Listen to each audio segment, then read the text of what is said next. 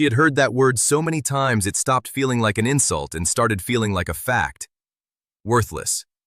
Her mother said it when she burned the biscuits at age 7. Her father said it when she couldn't lift the hay bales fast enough. And the man she married at 19 said it on their wedding night, looked her right in the eyes, and said it like he was simply reading the weather report. Worthless. Clara Bennett was 31 years old, standing on the edge of a dirt road in Harlan County, Texas, with a carpet bag in one hand and her daughter's small fingers wrapped tight around the other. The stage had left 20 minutes ago. The town behind her was barely a town at all. 3 buildings, a water trough, and a sky so wide it made her feel even smaller than she already did. She didn't know where she was going. She only knew she couldn't go back. If you've ever felt like the world decided your value before you even had a chance to prove it, stay with this story, because this one is for you. And if you love slow, emotional Western romance stories like this one, make sure you subscribe and hit that bell so you never miss a story. We put out new ones every week, and they are always free. Now let's go back to that dirt road. Her daughter Lily was 4 years old, with red hair and her father's stubborn chin, though Clara tried not to think about that. Lily didn't complain. She never did. She just held her mother's hand and looked up at the sky like it was the most interesting thing she had ever seen. "Mama, where are we going?" Clara swallowed hard. "Somewhere good, baby." She didn't believe that. Not yet. But she said it because Lily needed to hear it, and sometimes you say things out loud hoping they become true. They had left the town of Grover Creek at dawn. Clara's husband, Douglas Bennett, had not come after her. She had half expected him to, but Douglas was a man who believed that anything he threw away was already beneath him, and chasing after it would only embarrass him further. So he let her go. And somehow that hurt almost as much as everything else he had done. She had walked 11 miles before a farmer in a wagon offered her a ride heading east. He dropped her at the crossroads outside a place called Tallow Ridge and pointed at a general store down the road. He said the storekeeper's wife was a kind woman.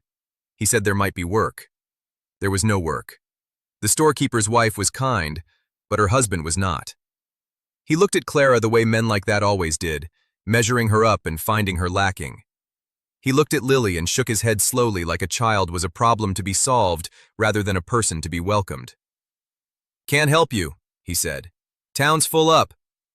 The town had 16 people in it. Clara thanked him anyway because her mother had at least taught her that much, even while teaching her nothing else of value. She walked back to the crossroads and sat down on her carpet bag. Lily sat beside her and leaned her small head against Clara's arm. The afternoon sun was heavy and golden, and didn't care one bit about either of them. That was where he found them. She heard the horse before she saw it.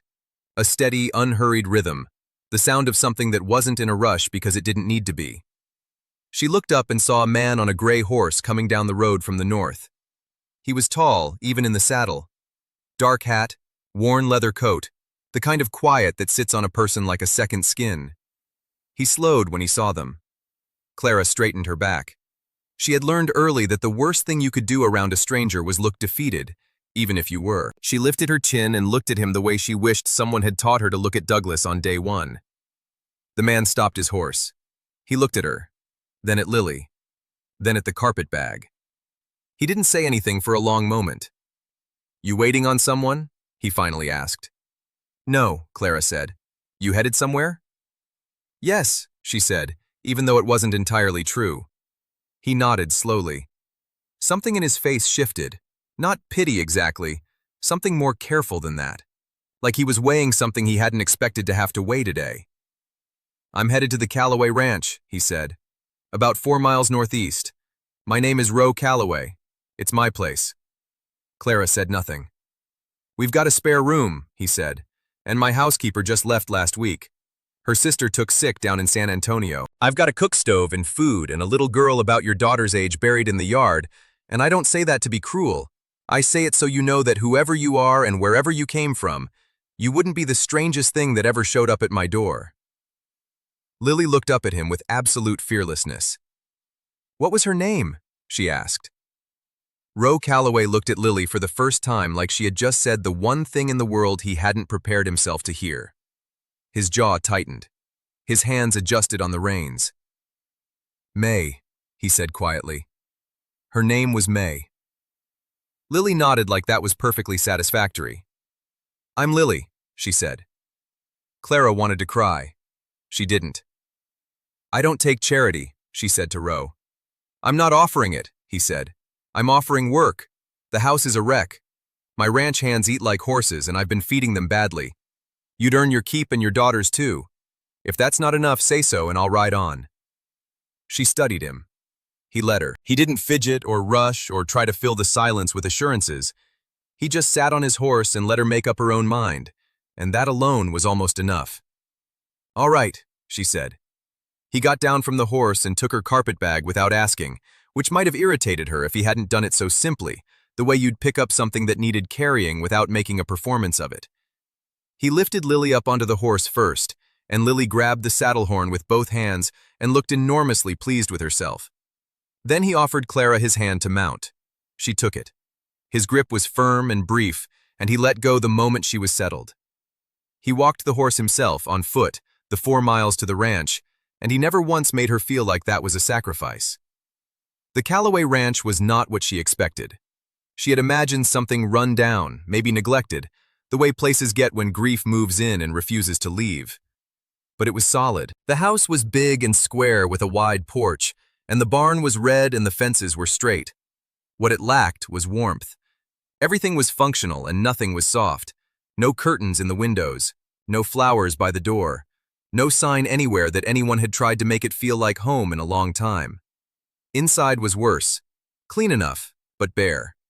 The kitchen had everything it needed and nothing it didn't. There was a child's chair still pushed up to the table, small and wooden, and no one had moved it. Clara didn't mention it.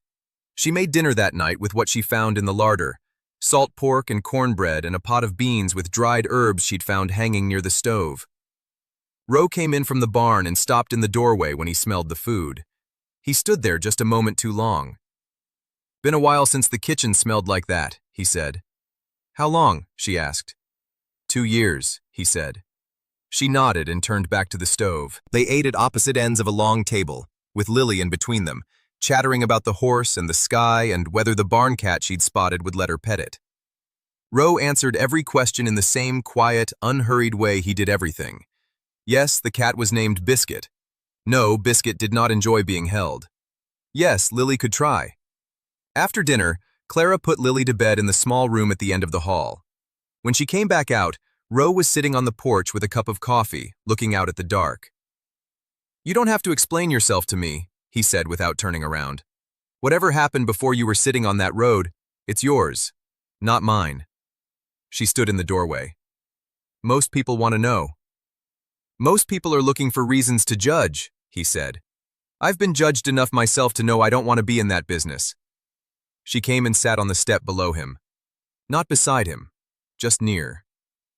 "My husband said I was worthless," she said. She didn't plan to say it.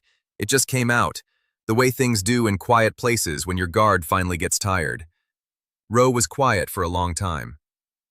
"Your husband was a fool," he said, not with anger, just with the calm certainty of a man stating something that was simply true. She didn't answer, but something in her chest shifted, just slightly, like a window that had been painted shut for years. The days fell into a rhythm. Clara cooked and cleaned and mended and organized, and slowly the house began to breathe again. She put a cloth on the table. She found seeds in a tin and started a row of something green along the porch railing. She washed the curtains that had been folded in a chest and hung them back up, and when the light came through them in the morning, Ro stood in the kitchen doorway and looked at them for a long moment before he went outside. He never said anything about it, but she noticed he started coming in for breakfast instead of eating in the barn. The ranch hands were a mixed group. Most of them were respectful, rough around the edges, but decent. One, a young man named Cord, took a shine to Lily and taught her to whistle, which Lily then practiced constantly, including at dinner. Ro threatened to dock Cord's wages. He didn't. There was one man, though. His name was Fen, and he was older, with flat eyes and a way of watching Clara that made her feel like something being appraised at auction. He made comments that were just on the edge of appropriate, never quite crossing the line but always getting close enough that she knew exactly what he meant. She handled it herself the first 2 times. The third time, Ro was there. She didn't even see him come around the corner of the barn, but Fen did. and whatever he saw in Roe's face made him stop mid-sentence and find somewhere else to be very quickly. Roe didn't look at her with satisfaction or protectiveness. He just walked past and said quietly, "Let me know if that happens again." "I can handle myself," she said. "I know you can," he said. "That doesn't mean you should have to." She stood there after he walked away and realized that in 31 years, no one had ever said that to her.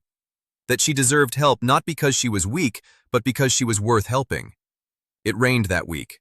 Hard and long, the kind of rain that comes in off the plains and just sits down and refuses to leave.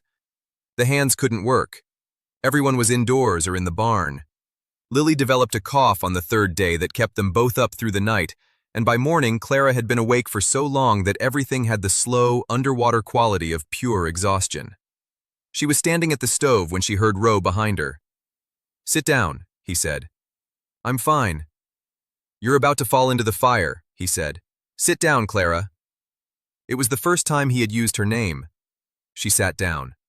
He made the coffee. He made it badly, but he made it, and he set it in front of her and sat across the table and looked at her with that same calm, steady look he gave to things that needed thinking about. "Tell me about the cough," he said. She told him. He went to the barn and came back with a small tin, something one of the old hands kept for chest ailments, a paste made of camphor and tallow that smelled terrible and worked very well. He heated it slightly and handed it to her without a word.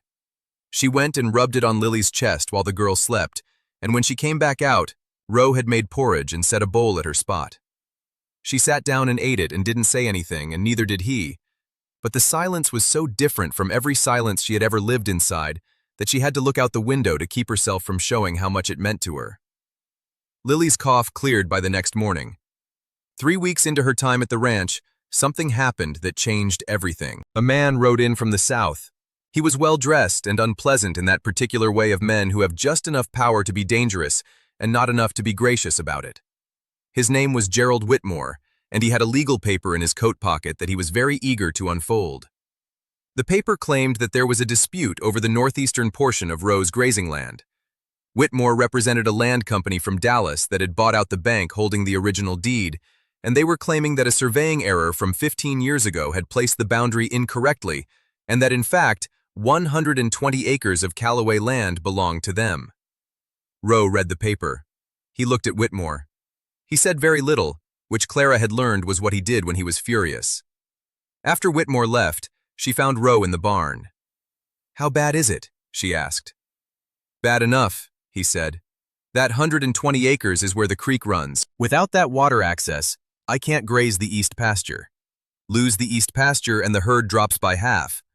Drop the herd by half and the ranch doesn't survive." "What are you going to do?"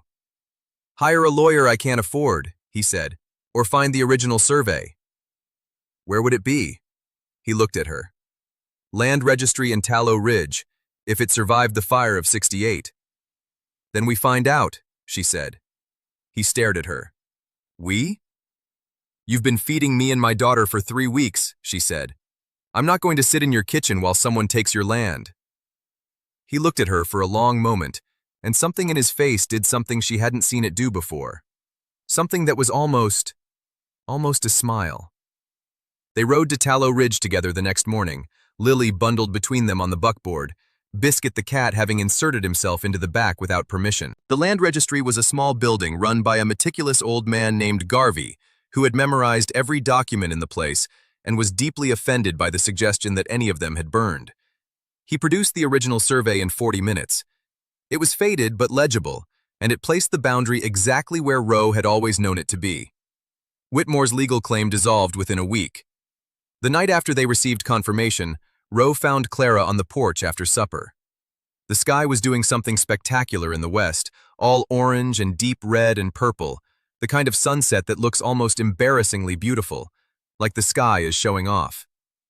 He sat down beside her. Not on the step below, beside her. They sat quietly for a long time. "I want to tell you something," he said. She waited. "When May died," he said slowly, like he was finding his way through territory he hadn't walked in a long time, "I thought that was the end of the part of my life that felt like living. I thought the ranch would keep going and I would keep going with it, but that the part that mattered had finished." Clara said nothing. I don't think that anymore, he said. She looked at him. He was looking at the sunset. I think about that road, he said. That crossroads. I came home that day because one of the hands sent word that the fence on the south end needed looking at. If that fence hadn't needed fixing, I'd have come home a different way. You would have been gone before I ever came by. I don't know where I would have gone, she said quietly. I think about that too, he said. He turned and looked at her then, fully, the way he had looked at that survey document in Tallow Ridge, like something that needed to be seen clearly before anything else could happen. I'm not a man who says things he doesn't mean, he said. So I want to say this right. You came here with nothing, and you gave this place something back that I didn't know how to give it myself. And I look at Lily and I think about May, and it doesn't feel like a wound the same way anymore. It feels like something that's supposed to be understood, not just carried. Clara's throat was very tight. I know you've been told things about yourself that weren't true, he said. I know someone taught you to believe them. I can't undo that. But I can tell you what I see. And what I see is someone who got back up every single time. Someone who walked 11 miles on a dirt road with her little girl and sat at a crossroads and kept her chin up when she had every reason not to. She was crying. She hadn't noticed when it started. I'm not asking you to forget who you were before, he said. I'm asking if you'd consider who you might be here. With me. With this land. With Lily having a home that isn't a carpet bag. Ro, she said. Her voice was not quite steady. Yes, he said. You should know, she said. I'm not very easy. No, he said. But you're worth it, and I believe I've heard it said that's what matters. She laughed then, small and watery, and he reached out and took her hand in that same brief, firm way he'd helped her down from the horse on that first day, except this time he didn't let go. In the spring they married in the yard, just the ranch hands and the old man Garvey from Tallow Ridge, and a preacher who had to ride 12 miles to get there and seemed very cheerful about it. Lily wore a dress with buttons that she insisted on fastening herself, all of them crooked, and Ro straightened exactly none of them. During the ceremony, Lily stood between them holding both their hands. After the preacher finished, Lily looked up at Ro very seriously and said, "Does this mean I can have biscuit in my room?" Ro looked at Clara. Clara looked at the sky.